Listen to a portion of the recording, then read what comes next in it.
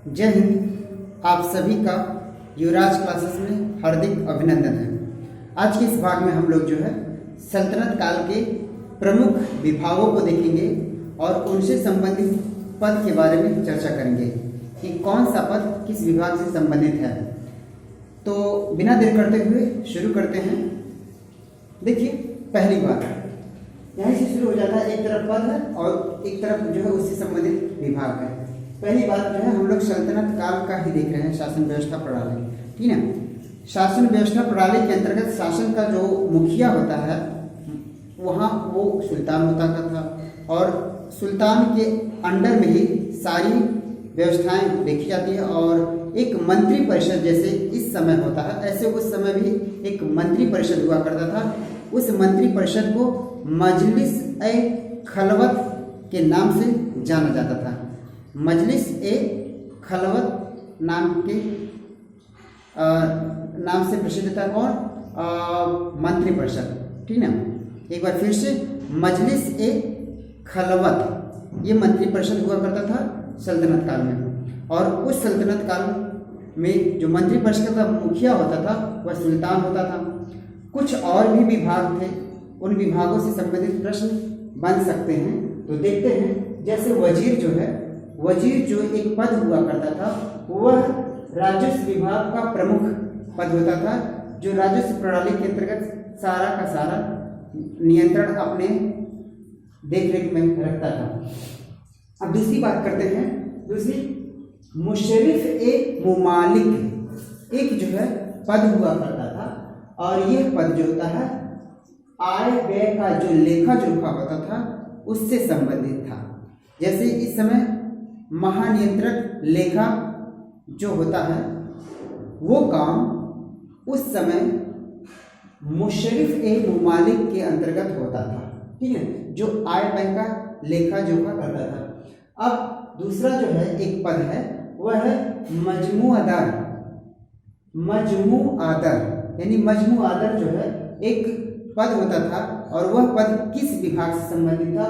विभाग है उधार में जो धन दिए गए हैं उसका लेखा जोखा करना अर्थात हिसाब करना होता था, ठीक है।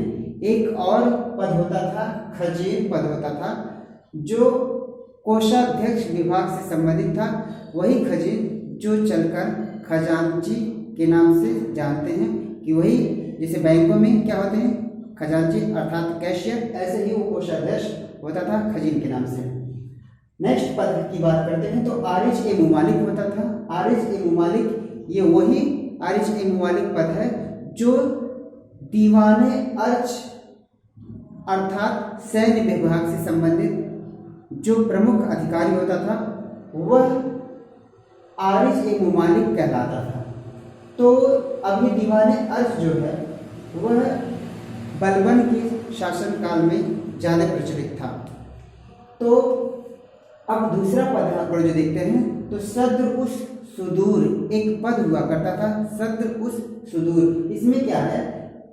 धर्म से संबंधित जो दान दिए जाते थे उस विभाग के अंतर्गत इसको रखा गया था, सद्र उस सुदूर, ठीक है। इसमें क्या था कि धार्मिक दान कितने दिए जा रहे हैं उसका हिसाब रखना होता था।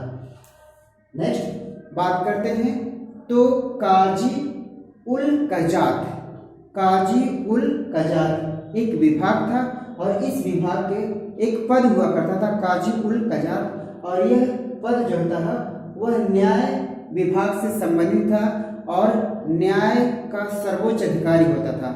यानी ये जो पद है काजी उल कजात का वह न्याय का सर्वोच्च अधिकारी होता था, ठीक है। और ये सर्वोच्च अधिकारी न्याय का जो है वो सुल्तान के बाद दूसरा सबसे सर्वोच्च अधिकारी न्याय विभाग से संबंधित होता था, ठीक है। ऐसे ही एक और पद है बरीद ए मुमालिक। बरीद ए मुमालिक ये बरीद ए मुमालिक जो है यह गुप्तचर विभाग से संबंधित था और गुप्तचर विभाग के अंतर्गत प्रमुख अधिकारी होता था। उस अधिकारी को जो है बरीद ए मुमालिक के नाम से या पद से जाना जाता था। एक है वकील ए दर। वकील ए दर एक जो है पद होता था।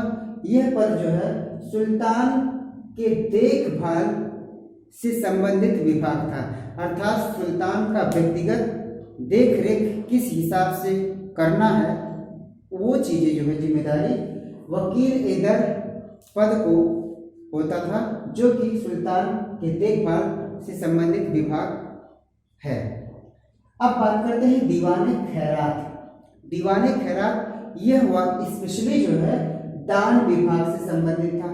ये किसी भी प्रकार का इसमें दान दिया जाता था, धार्मिक दान नहीं। धार्मिक दान की जब बात हो जाएगी तो यह जो है सदरुष सुदूर विभाग या पद आता था, लेकिन दीवाने खैरात में किसी भी प्रकार का दान दे सकते हैं। दीवाने खैरात के अंतर्गत यानी दान विभाग हुआ करता था दीवाने खैरात।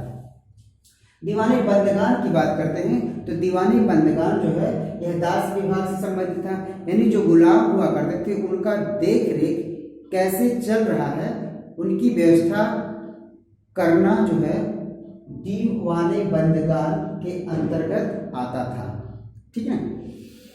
दीवाने इश्तिहाक की बात करते हैं। दीवाने इश्तिहाक में तो पेंशन विभाग था, जो सैनिक या मंत्री परिषद के अंतर्गत जो मंत्री होते थे उनको जो भत्ते दिए जाते थे एज ए पेंशन के रूप में, तो पेंशन विभाग जो है यह दीवाने इश्तिहाक से संबंधित है।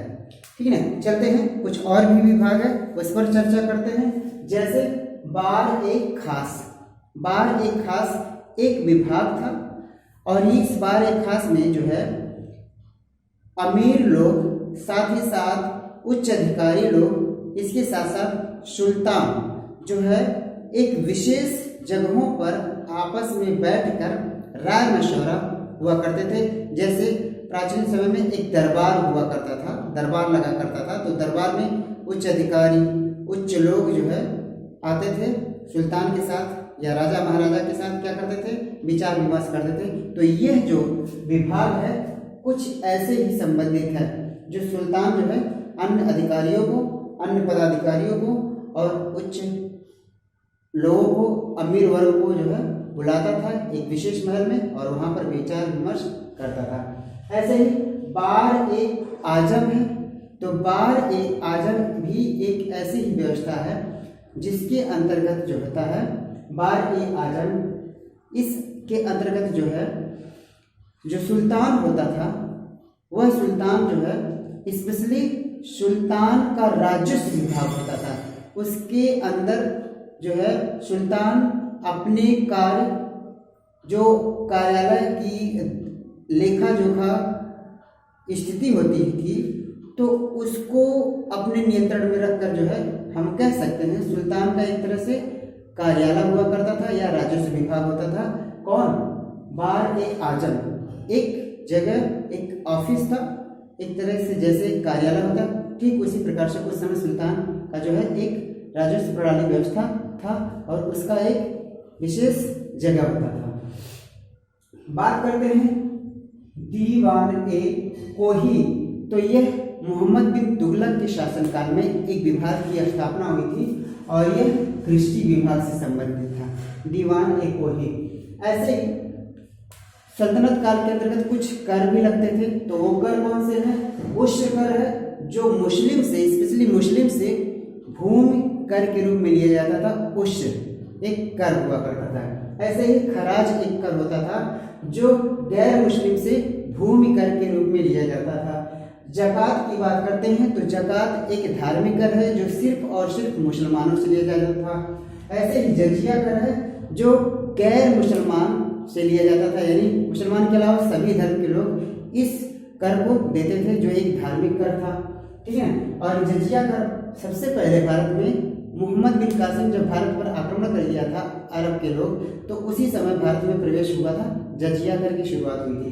ठीक है। हालांकि बर्बर भी जजिया कर लगाया था और आगे मुगलों में भी जजिया कर लागू होता है। खुम्स कर जो है यह सैनिकों के द्वारा लूट लिए जो आए गए सामानों में जो है सुल्तान का 1/5 हिस्सा होता था और 4/5 जो हिस्सा वह सैनिक का होता था, यानी लूट कर है यह। चराई कर जो है अलाउद्दीन खिलजी के शासनकाल में लगा था, जो पशुओं के चरने पर वसूली की जाती थी। और घराई कर जो है आवास कर होता था, जैसे हाउस टैक्स, यह भी अलाउद्दीन खिलजी के शासनकाल में होता था। ऐसे ही आमीर ए आखूर विभाग होता था, जो घोड़े के अस्तबल का प्रधान होता था। यह प्रमुख विभाग जो है सुल्तनत यानी सल्तनत काल के अंतर्गत आते थे। तो इससे कई प्रश्न बन सकते हैं। तो आज के लिए बस इतना ही। तब तक के लिए जय हिंद, जय भारत।